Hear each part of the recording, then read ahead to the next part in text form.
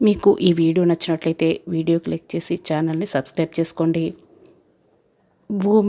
వెళుతున్న భూమి ఒక్కసారిగా ఆగిపోయి గగన్ దగ్గరికి వస్తుంది. సారీ అండి, మిమ్మల్ని కాపాడుకోవాలనే ప్రయత్నంలో ఒక్క మాట ఎక్కువేమన్నానుంటే నన్ను క్షమించండి అని గగన్తో చెప్తూ ఉంటే, ఆ శరత్చంద్ర నా శత్రువని, భూమి ఏది ఆలోచించుకుంటా చెయ్యదు అని చెప్పిన ఒక్క మాట దగ్గర నేను ఆగిపోయాను. భూమి, చెప్పు భూమి, ఏమైంది అని గగన్ అడుగుతూ ఉంటే, ఏం కాకూడదనుకున్నాను, మీరొస్తే ఏం జరుగుతుందని భయపడ్డాను, అదే జరిగింది. అపూర్వ మీ ఫోన్ కొట్టించేసి ఆ నక్షత్ర ఫోటోలు తీయించింది, మళ్ళీ మీ ఫోన్ మీ దగ్గరకు వచ్చేలా చేసింది. అప్పుడే గగన్ అంతకుముందు జరిగిందంతా కూడా గుర్తు తెచ్చుకుంటూ ఉంటాడు.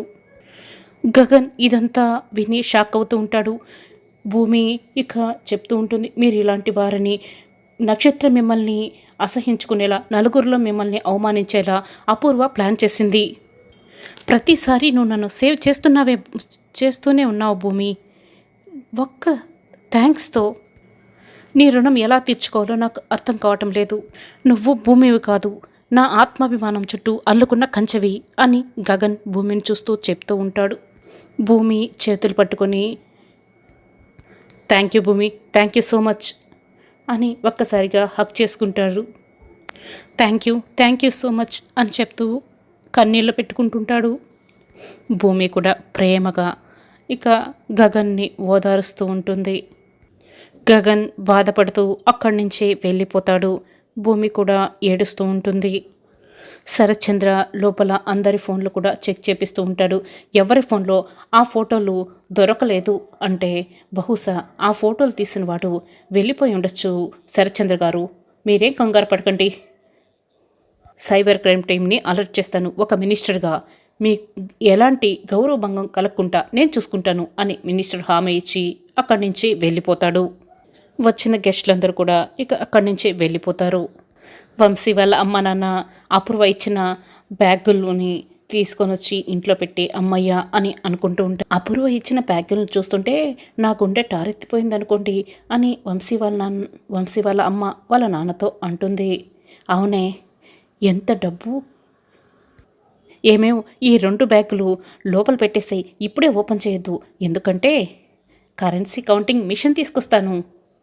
దేనికండి అంటే, ఎందుకంటావేంటే తిక్కమొహందానా, డబ్బులు మనం లెక్క పెడుతుంటే తెల్లారిపోతుంది అని అంటూ ఉంటాడు. ఎంత కష్టమైనా మనమే లెక్క పెడదాంలే అని అంటూ ఉంటుంది. ఇందు వంశీ కూడా చాలా సంతోషంగా లోపలికి వస్తూ ఉంటారు. ఇంకా వర్జం రావడానికి 10 నిమిషాలు టైం ఉందే, అప్పుడు కానీ ఇంకా లక్ష్మీదేవి రావడానికి 10 నిమిషాలు టైం పడుతుంది, అప్పుడు ఓపెన్ చేసామంటే వచ్చిన డబ్బులు వెనక్కిపోదు, ఇంకా ఇంటికి వస్తూనే ఉంటుంది అని వంశీ వాళ్ళ నాన్న చాలా సంతోషపడుతూ చెప్తూ ఉంటే, వంశీ వాళ్ళ అమ్మ కూడా ఇక చాలా సంతోషంగా ఉంటుంది. వసే కోడలి పిల్ల వచ్చిందే, కూర్చోబెట్టు అని ఇందు రావడం, కూర్చోమ్మా కూర్చుందూరా అని వంశీ వాళ్ళమ్మ దగ్గరుండి మరీ కూర్చోబెడుతూ ఉంటుంది. కుర్చీని శుభ్రంగా తుడుస్తున్నానమ్మా అని చెప్పి జాగ్రత్తగా కూర్చోపెడుతూ ఉంటారు. సౌందర్య, నువ్వు వెళ్ళి చెంబుతో మంచినీళ్ళు తీసుకురా కోడలికి అని వంశీ వాళ్ళ నాన్న అంటూ ఉంటాడు. నువ్వు తాగమ్మా తాగు అని మంచినీళ్ళు దగ్గరుండి మరీ తాగిపిస్తూ ఉంటుంది సౌందర్య. ఇదంతా చూసి వంశీ అయితే చాలా సంతోషంగా ఉంటాడు. ఇక టైం కౌంట్ చేస్తూ ఉంటాడు, 5, 4, 3 అంటూ. ఇప్పుడు ఓపెన్ చేయి అని బ్యాగ్ జిప్ తీస్తారు. అందులో స్వీట్ బాక్స్ ఉంటాయి. గొప్పింటోళ్ళు ఇలా డబ్బులు ఇచ్చే ముందు స్వీట్లు ఇస్తారే, అందులో స్వీట్లు, ఇందులో క్యాషు అని వంశీ వాళ్ళ నాన్న అంటే, వాళ్ళమ్మ చాలా సంతోషపడుతూ అది చూడు అంటూ ఉంటుంది. ఆ బ్యాగ్ నిండికి కూడా ఆరెంజులు ఉంటాయి. సౌందర్య కోపంగా ఇందు వంక చూస్తూ ఉంటుంది. ఇక వంశీ వాళ్ళ నాన్న కూడా అంతే కోపంగా ఇందు వంక చూస్తూ వంశీపై నిజ చేయితి అని కోపంగా అంటారు. ఏంటిది, ఈ స్వీట్స్ ఫ్రూట్స్ మేము కొనుక్కోలేమా, మీ ఇంటి పని వల్ల అక్కడి నుంచి ఇక్కడికి మోసుకొచ్చింది. అత్తయ్య, నాకు కూడా అర్థం కావటం లేదు అత్తయ్య అంటే, నాకు అర్థమైంది, గొప్పింటోళ్ళు మాటలు చెప్తారు కానీ పెట్టడానికి మాత్రం చేతులు రావు అని కోపంగా వంశీ వాళ్ళ నాన్న అంటాడు. అయినా నేనేమన్నా దేహి అని అడుక్కున్నామా, కట్నం అడిగాము, ఇస్తామన్నారు, మరి ఇంత మోసమా? ఒక్కసారి నేను అడుగుతాను మామయ్య గారు అని ఇందు చెప్తూ ఉంటే, ఏ నువ్వు అడిగితేనే ఇంత మోసం జరిగింది, మళ్ళీ నువ్వు అడిగితే ఇంకెంత మోసం జరుగుతుందో, ఇంకేం అడగద్దు. ఈ రోజు నుండి నీకు నరకం ఎలా ఉంటుందో ఈ ఇంట్లో కనపడుతుంది అని వంశీ వాళ్ళ అమ్మ చెప్తూ ఉంటే ఇందు భయపడుతూ ఉంటుంది. కష్టం వస్తుంది కదా అని ఆశతో నిన్ను గౌరవంగా ప్రేమగా చూసుకున్నాము, ఆచారం అని చెప్పి మీ ఇద్దరిని దూరంగా ఉంచాం అని వంశీ వాళ్ళ నాన్న అంటాడు. అది ఆచారం కాదు, కట్నం కోసం అని చెప్పగానే ఇందు అయితే చాలా బాధపడుతూ ఉంటుంది. కట్నం వచ్చాక మీ ఇద్దరిని కలుపుదాం అనుకున్నాం, అది వచ్చేదాకా మీ ఇద్దరికి ఈ దూరం తప్పదు అని వంశీ వాళ్ళ నాన్న చెప్తుంటే ఇందు వంశీ కూడా చాలా బాధపడుతూ ఉంటారు. ఏరా వంశీ, ఏం మాట్లాడవేంటి? అవును, దగ్గరకు కూడా రానివ్వను అని వంశీ అంటాడు. నిన్ను నమ్మడానికి లేదురా, రే వెళ్ళి లోపల పనుకోపో, నువ్వు ఇక్కడే నేలపైన పనుకోవాలి అని వంశీ వాళ్ళ నాన్న అంటూ ఉంటే వంశీ షాక్ అవుతాడు. నాన్న పాపం నాన్న అని వంశీ అంటే, నోర్ ముయ్, అప్పుడే పాపం దగ్గరికి వచ్చేసావా? మధ్యాహ్నమే కదరా లక్ష్మీదేవి నా కల్లో కనిపించింది, డబ్బు విలువ తెలిసొచ్చింది అన్నావు. చెప్పాను నాన్న, కాదన్ను. స్టార్టింగే మళ్ళీ ఇలా ట్రీట్ చేయడం తనకి కష్టం అనిపిస్తుంది నాన్న. నీకు కష్టం అనిపిస్తుందేమో, నా కష్టమేందో దానికి తెలియని అప్పుడు తెలుస్తుంది, మనకిష్టమైన డబ్బు వస్తుంది. ఇందు అయితే చాలా ఏడుస్తూ ఉంటుంది. సౌందర్య, వీడి వాలకం చూస్తుంటే మనం అనుకునే తిరగబడేలా ఉంది. రే నువ్వు నోరు మూసుకొని లోపలికి పోరా అంటూ వంశీని అక్కడి నుంచి బలవంతంగా పంపించేస్తారు. వంశీని గదిలో పెట్టి గడియ పెట్టేస్తారు. వంశీ లోపలికి వెళ్ళగానే వాళ్ళ నాన్నగారు చెప్తూ ఉంటారు, మేము లోపలికి వెళ్ళగానే నువ్వు ఈ దివాన్ పైన సోఫా పైన పనుకోవాలని చూస్తే నీకు ఇదే ఇక్కడ ఉండే ఆఖరి రోజు అవుతుంది అని వార్నింగ్ ఇస్తారు. సౌందర్య రావే అని వాళ్ళు కూడా గది లోపలికి వెళ్ళిపోతారు.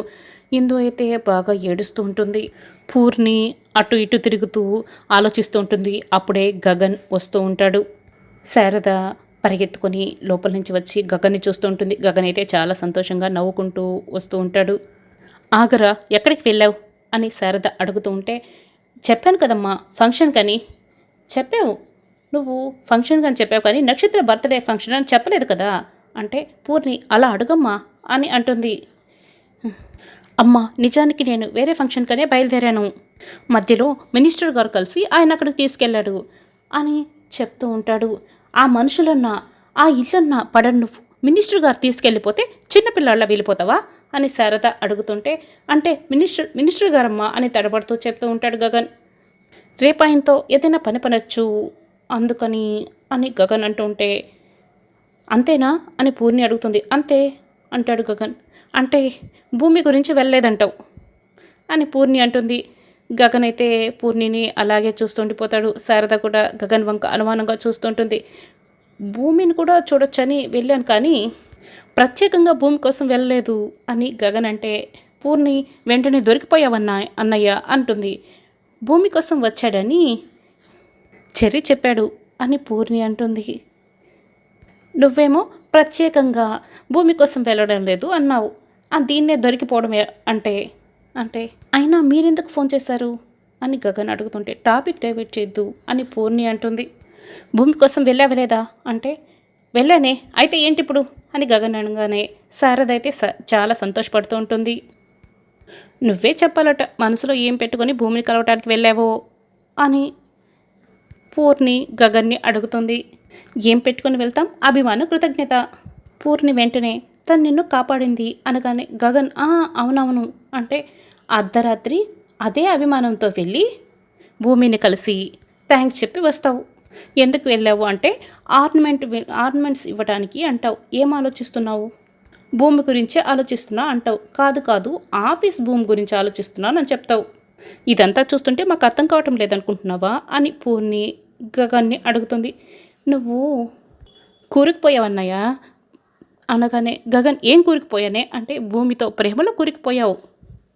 గగన్ సిగ్గుపడుతూ అక్కడి నుంచి వెళ్ళిపోతాడు.